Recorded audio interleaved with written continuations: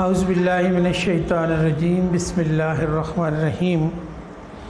عزیز طلباء و طالبات، آج ہم طالب پاکستان کلاس ناہم کے فرسٹ یونٹ باب اول پاکستان کی نظریاتی اساس کے متعلق اپنے لیسن کا آغاز کریں گے۔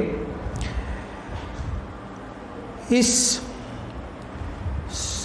سبق کو پڑھانے کا جو بنیادی مقصد ہے وہ یہ ہے کہ آپ کو نظریہ پاکستان کے متعلق آگاہ کیا جائے۔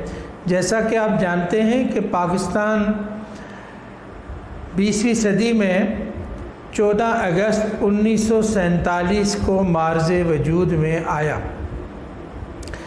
اسی صدی میں دنیا کے بہت سارے دیگر ممالک بھی مختلف نو آبادیاتیوں سے آزاد ہوئے اور دنیا کے نقشے پر ابھرے، لیکن ان ممالک میں اور پاکستان میں بنیادی طور پر ایک فرق تھا، اور وہ فرق کیا تھا؟ وہ فرق اسی نظریے کا تھا، چونکہ ان میں سے اکثر ممالک کسی ایک علاقائی جو رسم و رواج ہیں ان کی بنیاد پر، یا کسی زبان کی بنیاد پر، یا کسی رنگ و نسل کی بنیاد پر معرض وجود میں آئے تھے، لیکن پاکستان کا قیام خالصتاً ایک نظریے، ایک سوچ، ایک فکر کی بنیاد پر اس کے لیے ایک تحریک چلی، اور اس تحریک کے نتیجے میں پاکستان کا وجود عمل میں آیا۔ وہ تحریک کیا تھی؟ وہ تحریک تھی ایک اس سوچ اور فکر کی جسے ہم نظریہ پاکستان کی بنیاد کے طور پر دیکھتے ہیں، اور وہ نظریہ کہاں سے اخذ کیا گیا تھا، وہ فکر کہاں سے لی گئی تھی، وہ سوچ، وہ فکر، وہ خیال، اس کی جو بنیاد تھی وہ اسلام کے اصولوں پر مبنی تھی۔ اسلام کے سماجی، معاشرتی، تہذیبی، معاشی ہر طرح کے جو اقدار ہیں ان سے متاثر ہو کر پاکستان کے لیے ایک جدوجہد کی گئی۔ اس کی ان ڈیٹیل انشاءاللہ ہم آگے پڑھیں گے کہ مختلف اس میں جو پاکستان کی تحریک پاکستان کے جو سرکردہ رہنما تھے انہوں نے اس حوالے سے اپنے کیا خیالات کا اظہار کیا تھا، لیکن سب سے پہلے ہم یہ جاننا چاہیں گے کہ نظریہ بذات خود اس کی تعریف کیا کی گئی ہے۔ نظریہ یا آئیڈیالوجی یہ کسے کہتے ہیں؟ انسان ان جرنل اگر ہم سمجھیں تو کوئی بھی جب کام کرتا ہے تو اس کے پس پردہ اس کے پیچھے ایک سوچ کار فرما ہوتی ہے کہ اس کام کو میرے کرنے کا مقصد کیا ہے، اس سے مجھے نتائج کیا حاصل ہونے ہیں۔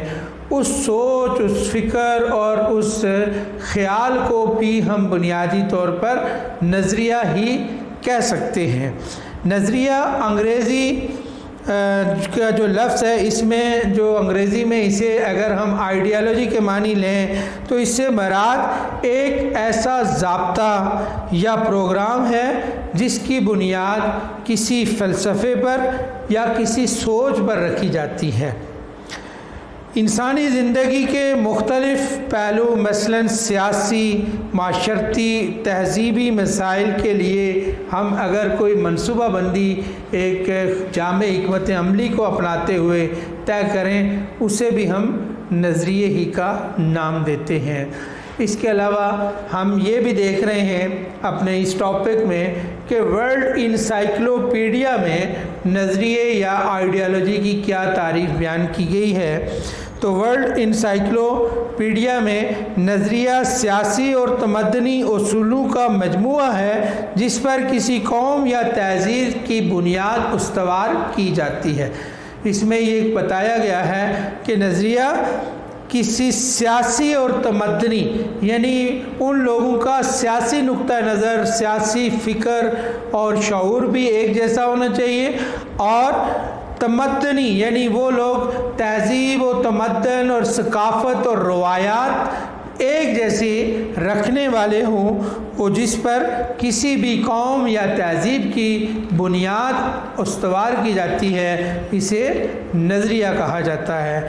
اس کے علاوہ ڈاکٹر جارج براس ایک معروف فلسفی تھے، انہوں نے بھی اس کی ایک تعریف بیان کی، عام زندگی کا ضابطہ یا کوئی پروگرام جس کی بنیاد فکر و فلسفے پر استوار کی گئی ہو اسے نظریہ یا آئیڈیالوجی کہا جاتا ہے۔ آئی ریپیٹ اٹ اگین، دوبارہ میں آپ کو بتا دیتا ہوں، عام زندگی کا ضابطہ یا کوئی بھی پروگرام جس کی بنیاد فکر و فلسفے پر استوار کی گئی ہو اسے آئیڈیالوجی یا نظریہ کہتے ہیں۔ تو آج میں نے آپ کو یہ چیز بتائی کہ پاکستان کی نظریاتی اساس اسلام سے اخذ کی جاتی ہے، اور نظریہ اصل میں کہتے کس چیز کو ہے، ایک سوچ فکر کی بنیاد پر جو چیز استوار پاتی ہے، اور اس میں ورلڈ انسائکلوپیڈیا میں نظریے کی کیا تعریف کی گئی، اور ڈاکٹر جارج براس نے جو ہے وہ نظریے کی کیا تعریف کی تھی، اس کو ہم نے ڈسکس کیا۔ آپ نے اس کو ریپیٹ کر کے لرن کرنا ہے۔ تو انشاءاللہ اپنے اگلے سبق میں ہم نظریے کے جو جتنے ماخذ ہیں جہاں سے کوئی آئیڈیالوجی اخذ کی جا سکتی ہے ان کو ہم پڑھیں گے۔ تو اس وقت تک کے لیے اللہ حافظ۔